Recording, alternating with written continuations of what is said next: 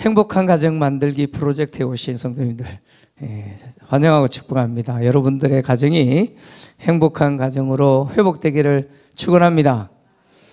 왜 행복한 가정 만들기 프로젝트에 우리 성도님들이 안 오시는지 모르겠어요. 다 행복하신 모양이죠. 그죠? 네. 자, 우리 서로 앞뒤 좌우로 얼굴 보시면서 이렇게 인사합시다. 정말 잘 오셨습니다.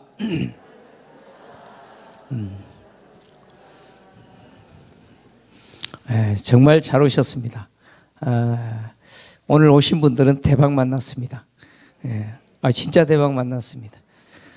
왜냐하면 오늘 들어야 될 내용을 아마 내가 좀 일찍 들었다면 우리 집은 완전히 달라졌을 건데, 내가 이 내용을 좀 알았더라면 뭐 지금도 잘하고 있지만 훨씬 잘했을 건데, 이런 생각을 분명히 하시게 될 겁니다. 오늘 제가 주례 설교를 할 겁니다. 주례 설교를 할 건데, 우리 성도님들 중에는 내가 이 나이 먹고 무슨 또 주례 설교를 듣나 생각하실지 모르겠지만 전혀 아닙니다. 혹시 옆에 짝꿍이 있으면 노년의 삶에도 이제까지 살았던 그 인생과 비교할 수 없을 만큼 행복한 삶을 살 수 있을 겁니다.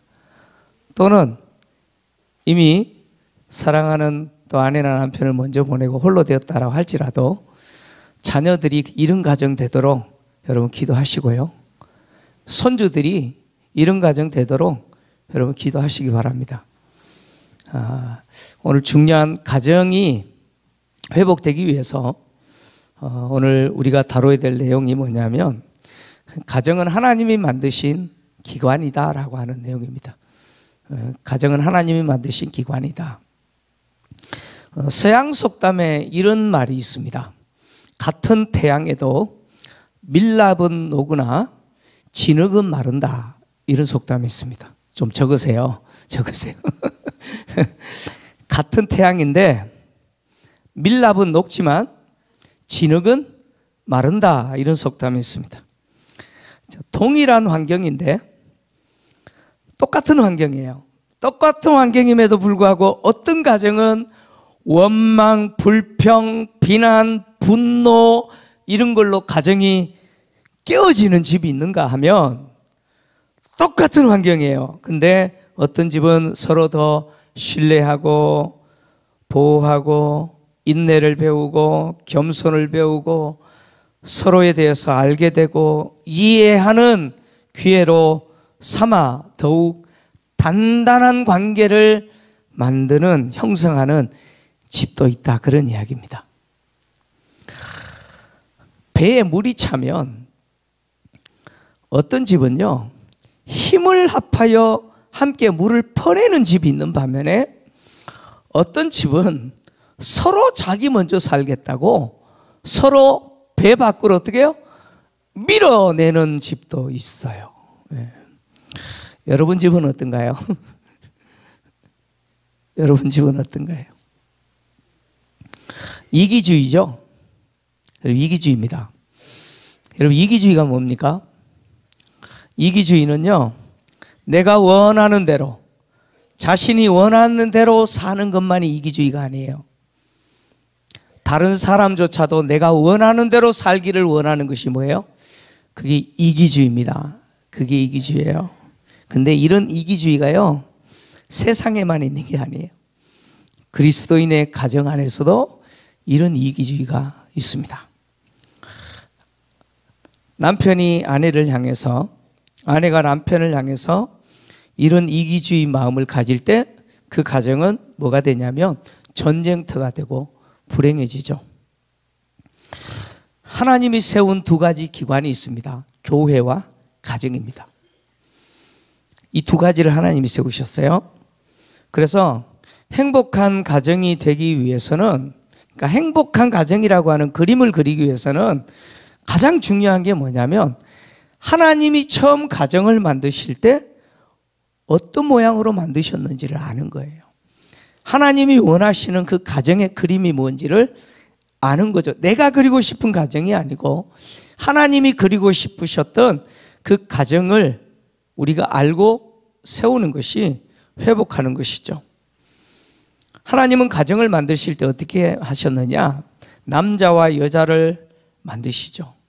남자와 여자를 창조하시고 결혼이라고 하는 것을 통해서 한 몸 되게 하셨죠. 이것이 가정이죠.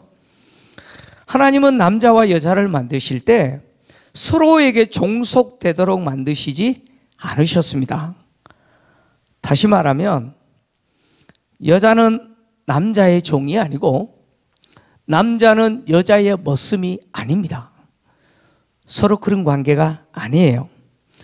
그럼에도 불구하고 가정에서 남편과 아내는 서로를 자신에게 종속시키려고 하는 그런 욕구들이 있죠. 그래서 흔히 결혼하는 자녀를 아니면 친구에게 그렇게 이야기하잖아요. 초반에 잡아야 된다고. 뭘 초반에 잡아요? 초반에 잡아야 결혼생활 평안하다. 뭐 이런 말들이 막 화제되잖아요. 근데 사실 이런 말들이 결국 뭐예요? 이기주의죠. 이기주의입니다. 이렇게 사는 집들의 특징이 뭐냐면 한쪽의 행복을 추구하는 것이죠. 한쪽의 행복을 추구하는 것이 가정의 평화고 그것이 좋은 가정이라고 생각합니다. 근데 사실 그런 가정은 늘 긴장이 있고 갈등이 있고 전쟁터와 같죠. 하나님이 남자와 여자를 만드셨을 때 당신의 형상으로 만들었죠. 그리고 재료는 뭐였습니까? 흙이었습니다.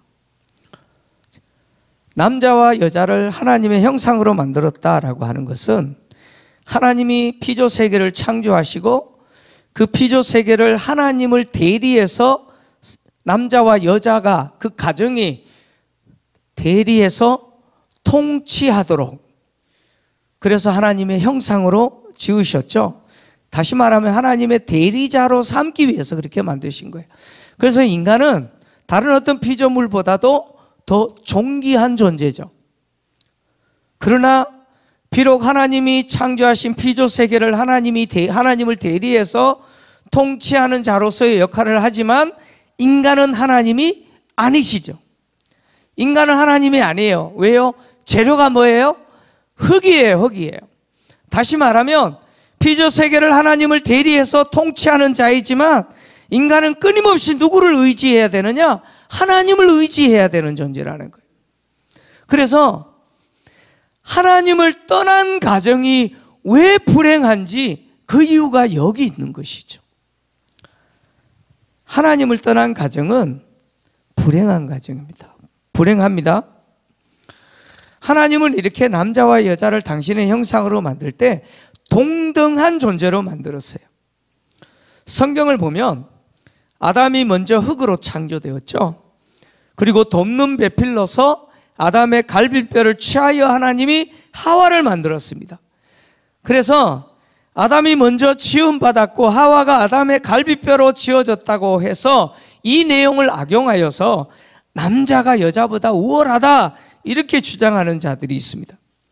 그런데 성경을 정확하게 보셔야 돼요. 오늘 본문 2장 18절을 보면 하나님이 사람이 혼자 사는 것이 좋지 아니하니 내가 그를 위하여 돕는 배필을 지으리라 이렇게 말씀하셨어요. 사람이 혼자 사는 것이 좋지 아니하니 라고 이야기했어요. 좋지 아니하다라고 하는 말은 다르게 이야기하면 완전하지 않다 그런 이야기입니다. 혼자 있는 것이 완전하지 않다라는 거예요.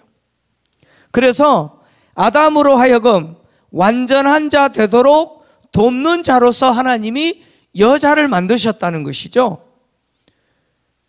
그래서 성경을 보면 그를 위하여라는 표현이 등장하는데 이 그를 위하여라고 하는 이 표현은 종속된 표현이 아니에요. 이 표현을 다르게 번역하면 그에 대응하여 또는 그에 상응하여 또는 그와 맞먹는 이런 뜻입니다. 그러니까 하나님이 여자를 창조하신 것은 남자보다 열등한 존재로 창조하신 것이 아니라 그와 동등한, 대등하는 존재로 만드셨다는 것이죠. 다시 말하면 아담의 짝으로서 배필을 만들었다는 거예요.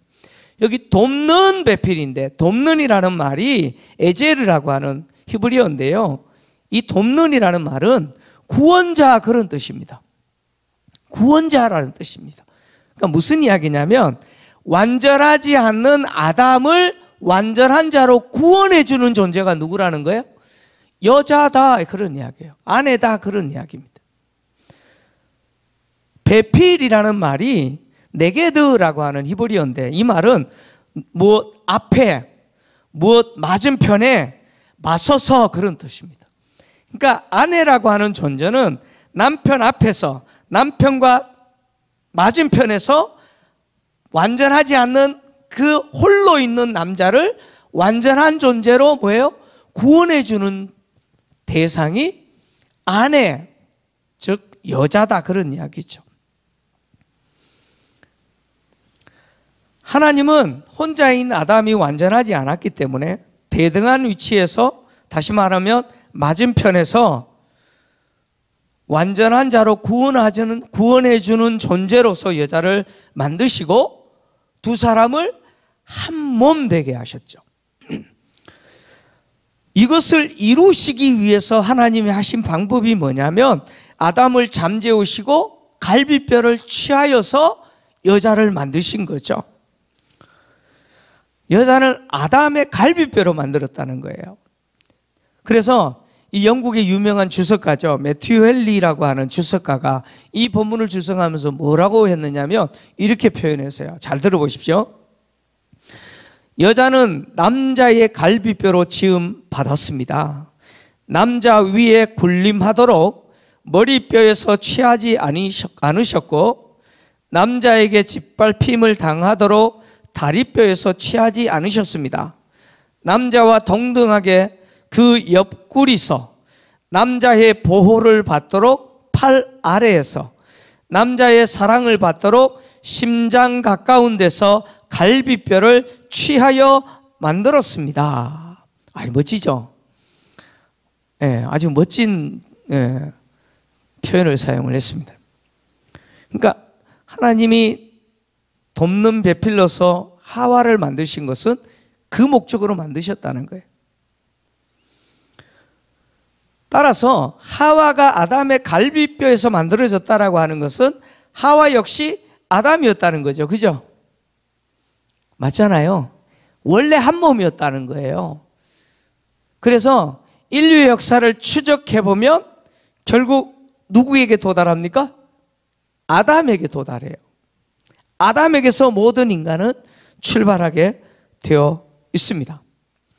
자, 하와가 아담에게서 출발했지만 아담의 갈비뼈로 만들어졌다라고 하는 것은 원래 아담과 한 몸이었다는 거예요. 그래서 하와를 하나님이 아담에게 데려오셨을 때 아담이 고백했던 말이 뭐예요? 이는 내 뼈 중에 뼈요, 살 중에 살이라, 이 고백을 했잖아요. 이 말은 무슨 이야기예요? 또 다른 누군가가 아니라는 거죠. 나다, 이렇게 이야기하는 거예요. 나 자신이다, 이렇게 말하는 거죠. 나의 몸이다, 이렇게 말하는 거예요. 이렇게 남편과 아내가 한 몸을 이루는 가정을 하나님이 만드셨는데 이 가정을 이루어가는 데 있어서 가장 중요한 게 뭐냐면 사랑입니다. 사랑이에요. 아담이 하와를 딱 보는 순간 뭐라고 고백했어요? 이는 내 뼈 중에 뼈요, 내 살 중에 살이다, 이렇게 고백했잖아요. 이 고백은 뼈 중에 뼈, 살 중에 살이라는 고백은 최상의 고백입니다. 다시 말하면 최상급이에요. 그러니까 아담에게 있어서 최고의 존재가 누구라는 이야기예요. 지금부터 나에게 있어서 최고의 존재는 하와다, 그 이야기예요. 다시 말하면 아담이 하와를 당신은 나에게 있어서 최고의 존재입니다, 이렇게 고백한 것은 무슨 고백이냐? 사랑의 고백이죠. 사랑의 고백이에요. 제가 청년 시절에 신학교 다닐 때요. 함께 신학교 다녔던 전사님에게 제가 중매를 했어요. 중매를. 제가 그런 것도 잘했어요. 중매를 저는 장가를 못 가면서 중매를 했는데 이 전사님이 이제 조금 만나다가 내가 이 자매랑 결혼을 해야겠다 마음을 먹고 이제 토요일 날 만나서 이제 프로포즈를 해야 될 거 아니에요, 그죠? 우리 여기 여성분들 다 프로포즈 받으셨죠? 안 받으셨어요? 가마에서 이렇게 뚜껑 열어보니까 남편 얼굴 보이셨어요? 아니, 프로포즈를 해야 되는데 엄청나게 고민되더라는 거예요. 어떻게 프로포즈를 해야지 이 자매가 마음에 들까 고민을 하다가 그래 이렇게 해야지 결정한 게 뭐냐면 이 창세기 이 고백이에요. 그래서 자매를 만나서 자매는 내 뼈 중에 뼈요 내 살 중에 살입니다. 나와 결혼해 주시겠습니까? 이렇게 고백했다는 거예요. 실제로 이렇게 고백을 했어요. 근데 그 고백이 자매가 너무 마음에 든 거예요. 조유사님 어떻게 고백했어요?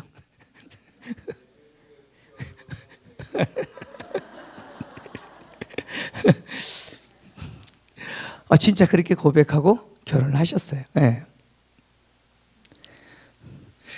가정을 세우는 데 있어서 가장 중요한 게 뭐냐면 이 사랑입니다. 사랑이에요. 이 사랑이라고 하는 조건이 굉장히 중요하죠. 근데 이렇게 우리가 물을 수 있어요. 아니 사랑도 하지 않고 결혼할 수 있느냐? 아니 사랑하기 때문에 결혼하지 않냐? 근데 결혼 생활 하다 보면 어때요? 사랑이 식죠? 사랑이 식어요. 어느 순간에는 사랑은 없고 의무로 결혼 생활을 유지하는 분들이 많이 있습니다. 연애할 때는 눈에 콩깍지가 끼어가지고 상대의 결점도 장점으로 보이잖아요. 그죠? 과묵한 것이 너무 장점이었는데 결혼해 보니까 세상에 막 이런 콩깍지가 끼어가지고 단점들이 안 보여요. 안 보여요. 근데 결혼해서 살다 보면 서서히 뭐가 보입니까? 그 사람의 그 결함들이 보이기 시작해요. 그러면서 다툼이 시작되고 결국 상대를 포기하는 경우까지 생기죠. 상대를 포기하는 경우는 세 가지로 선택을 합니다. 포기했을 때 세 가지를 선택하는데 첫째는 그냥 이혼하는 거예요. 그냥 갈라쓰는 거예요. 두 번째는 자식들 때문에 그냥 꾹 참고 그냥 사는 거예요. 세 번째 선택은 뭐냐면 내가 자식만 다 크면 나도 독립할 거다. 주로 이 세 가지 선택을 하죠. 상대를 포기했다는 증거입니다. 남편이나 아내가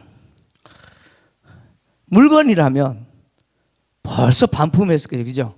이런 결함투성이를 얼른 시댁과 친정 그냥 처가댁에 그냥 반품했을 거예요. 근데 반품도 안 되고 또 AS도 안 해주죠. 그죠? AS도 안 해주는 남편과 아내랑 사는 게 얼마나 힘듭니까? 힘들잖아요. 왜 사랑해서 결혼했는데 사랑은 온데간데 없고 날마다 치열하게 전쟁하면서 다툼하면서 그래서 결혼 생활이 엉망이 될까? 그 이유는 사랑을 오해했기 때문이에요. 오해했기 때문입니다. 아담이 하와를 처음 딱 보는 순간 이성적인 매력, 육체적인 어떤 충동적 사랑에 빠져가지고 내 뼈 중에 뼈요, 살 중에 살이다 라고 고백한 게 아닙니다. 아담이 하와에게 고백한 이 사랑의 고백은요, 인격적 사랑의 고백이에요. 아담은 하와를 사랑하는데 인격적으로 사랑하는 거예요. 아담이 가진 인격적 사랑은 하나님을 아는 지식에서 출발해요.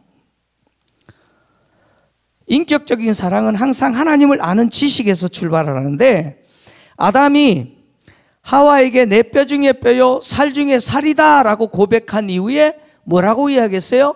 이는 남자에게서 취하였은즉 여자라 할 거라고 이야기합니다. 아담은 하와가 누가 만들어서 주신 거라고 알아요? 누가요? 하나님이 자기 뼈로 만들었다, 자기 갈비뼈로 만들어 주신 배필이라는 사실을 알았어요. 그래서 여자라고 한 것이죠. 그러니까 하와를 사랑하는 것은 단지 이성적 사랑, 육체적 사랑으로 그렇게 고백한 게 아니에요. 아담은 하와를 인격적으로 사랑했죠. 하와를 인격적으로 사랑했다라고 하는 것은 아담이 하나님을 사랑하는 그 사랑 안에서 하와를 사랑했다, 그런 이야기예요. 하나님을 사랑하는 그 사랑 안에서 하와를 사랑했다는 거예요. 이게 무슨 이야기냐면, 하나님이 하와를 아담에게 보냈을 때 아담이 하와를 사랑하게 됐잖아요. 그죠? 대답 좀 해보세요. 예. 아담이 하와를 사랑하게 됐잖아요. 그렇게 하와를 사랑했을 때 하나님에 대한 사랑이 줄었을까요? 식었을까요? 똑같았을까요? 하나님에 대한 사랑이 변화가 되었을까요? 줄어버렸을까요? 내가 하와를 이만큼 사랑하기 때문에 하나님은 덜 사랑했을까요? 아닙니다. 아니에요. 아담은 하와를 사랑했어요. 하와를 사랑했지만 하나님과 관계 속에서 하나님을 사랑하는 사랑은 전혀 변하지 않았어요. 이건 뭘 이야기하냐면, 하와를 사랑하는데 하나님을 사랑하는 그 사랑 안에서 하와를 사랑했다는 거예요. 이게 인격적 사랑이라는 거예요.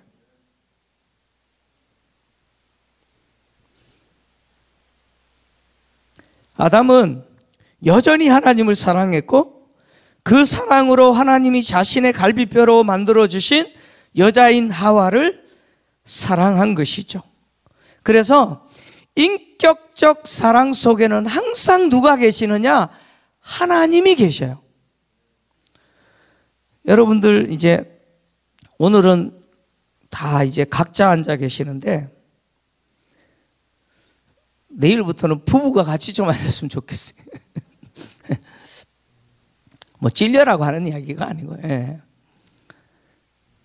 내가 아내를 사랑할 때, 내가 남편을 사랑할 때, 뭐 부모 자식도 마찬가지예요. 예. 근데 가정에서 제일 중요한 관계는 뭐냐면, 이 질문을 드릴게요. 아내랑 어머니가 물에 빠졌어요. 그러면 남편은 누구를 먼저 건져야 되죠? 조선시대는 어머니였어요. 조선시대는 어머니였어요. 네. 부모 때문에 자식도 어떻게 해요? 묻었잖아요. 그죠? 조선시대는 유교는 그래요. 근데 성경적 원리에서는 누가 먼저일까요? 아내 먼저입니다. 어머니들 죄송합니다. 죄송해요. 어쩔 수 없어요. 가정은 항상 부부가 먼저 해요. 부부가 먼저 해요. 이거 중요합니다. 왜냐하면 부모를 떠나서 했습니다. 내가 아내를 사랑하고 아내가 남편을 사랑하고 부모와 자녀를 사랑할 때 그 사랑 속에 하나님이 계시느냐, 그것이 인격적으로 사랑하는지를 드러내는, 보여주는 표시입니다. 인격적 사랑은 반드시 하나님이 계십니다. 그래서 아내와 남편을 이성적인 사랑의 대상으로만 생각하면 가정은 항상 깨어질 폭탄을 안고 살아가는 거예요. 결혼을 위해서는 이성적, 육체적 사랑도 필요하죠. 그러나 남편과 아내는 이성적인 사랑을 초월해서 더 깊은 인격적 사랑의 관계까지 나아가야 됩니다. 이게 성경이 말하는 가정이죠. 인격적 사랑은 절대로 나를 주장하지 않습니다. 인격적 사랑은 자신의 행복을 추구하기 위해서 상대를 희생시키지 않습니다. 정말 인격적 사랑은 상대의 행복을 위해서 도리어 나를 어떻게 해요? 희생하는 사랑이 인격적인 사랑이죠. 그래서 이런 인격적 사랑을 하는, 이런 사랑을 추구하는 부부는요, 인생을 함께 걸어가는 동반자이면서 친구가 같은 관계가 됩니다. 흔히 결혼할 때 어떤 남편 원하세요? 친구 같은 남편요. 그러잖아요. 그죠? 근데 어떻게 해야 친구 같은 남편을 얻고 어떻게 해야 친구 같은 아내가 되는지를 모른다는 거예요. 좋은 친구 같은 부부가 되기 위해서는 반드시 필요한 것이 뭐냐면 상대의 행복을 추구하는 거예요. 이것은 다르게 이야기하면 상대를 위한 희생이죠. 그래서 바울이 에베소 5장 18절부터 뭐라고 이야기했느냐? 성령 충만을 이야기하면서 가정 이야기를 했어요. 가정을 이야기하면서 남편은 아내를 어떻게 사랑하라 그랬어요? 그리스도께서 교회를 사랑하여 자기를 주심같이 사랑해라. 아내는 남편에게 어떻게 하라 그랬어요? 복종하라 그랬잖아요. 교회가 그리스도에게, 머리 대신 그리스도에게 복종하듯이 아내는 남편에게 복종해라. 사랑과 복종의 원리 아닙니까? 근데 이건 다르게 이야기하면 뭐예요? 상대를 향한 희생이에요. 희생. 친구는 누굽니까? 친구는 누구죠? 친구는 내가 어려울 때 내 고민 들어주고 내가 힘들 때 나를 위로해 주는 사람이 뭐예요? 여러분 친구 아닙니까? 절친이죠. 절친 알죠? 예, 절친. 절친이라는 말은 그냥 아는 관계가 아니죠. 내가 고민이 있을 때 제일 먼저 생각나는 사람이 누구예요? 내가 막 뭔가 힘든데, 내가 힘든 이야기 좀 하고 싶은데 제일 먼저 떠오르는 사람이 누구예요? 그 사람이 절친이에요. 그죠? 그 사람이 절친이에요. 내가 힘들고 내가 고민이 있고 할 때 내 말을 들어줄 수 있는 사람, 그 사람이 절친이에요. 여러분 그 절친이 누구여야 되느냐면 남편이 아내에게 있어서 절친이어야 돼요. 다시 말하면 아내에게 있어서 절친은 누구여야 됩니까? 내가 힘들고 고민이 있고 답답한 일이 있고 그럴 때 제일 먼저 생각나는 사람이 누구여야 됩니까? 남편이어야 됩니다. 그죠? 미스터 김이 아니고 네, 남편이어야 돼요. 남편이 고민이 있고 뭐 직장 생활하든 어떤 속에서 너무 힘들어요. 너무 답답하고 뭔가 말을 해야만 시원할 때 제일 먼저 떠오르는 사람이 누구여야 됩니까? 미스 김이 되면 안 되고 누구여야 됩니까? 아내여야 된다는 거예요.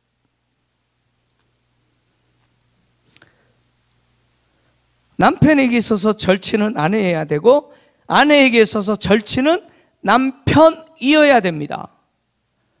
서로의 고민을 나눌 수 있는 관계가 돼야 되죠.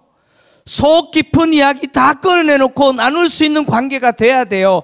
아담과 하와를 보세요. 오늘 마지막 절에 뭐라고 표현하고 있냐면 두 사람이 벌거벗었으나 뭐하지 않더라고요? 부끄럽지 아니하더라. 여러분 절친 관계 아닌가요? 살다 보면 힘든 일이 있고 고민도 생기죠. 안 좋은 일도 생겨요.